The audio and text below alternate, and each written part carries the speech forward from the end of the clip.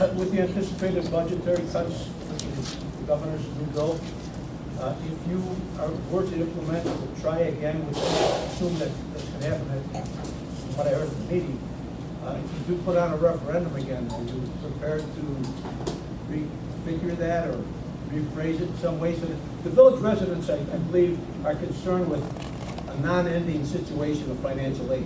How do you go to that? I'll take that one first. Sure.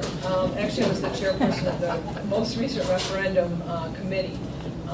And I think we do have to look at how that referendum is worded. More importantly, what I've learned actually from being a part of the most recent referendum is that we need to do a lot of work, the school board, in communicating with what's going on in our schools with people who live in Williams Bay. There's a lot of miscommunication out there. There's some mistrust going on.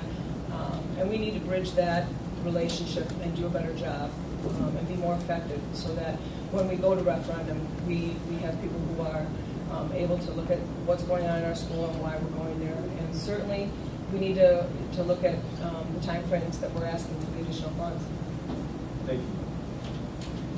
I think with that, John, one of the big things that we're working through as a board right now is to get a longer-term plan put into place, whether it be facilities, staffing, programming, and what cost savings that we can show that we've done. And I think that was a huge part of last September was we didn't do a very good job of showing the value.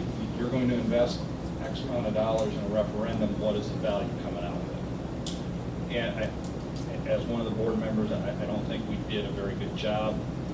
There is no bottomless pit of money. So we need to be smart about how we take your dollars and invest them. Now, throw on top of that a brand new structure from a state standpoint on state aid, which we're not big users of anyway, so that doesn't hurt us as much. But we're still digesting what these last 2 or 3 weeks are going to mean to Williams Bay going forward.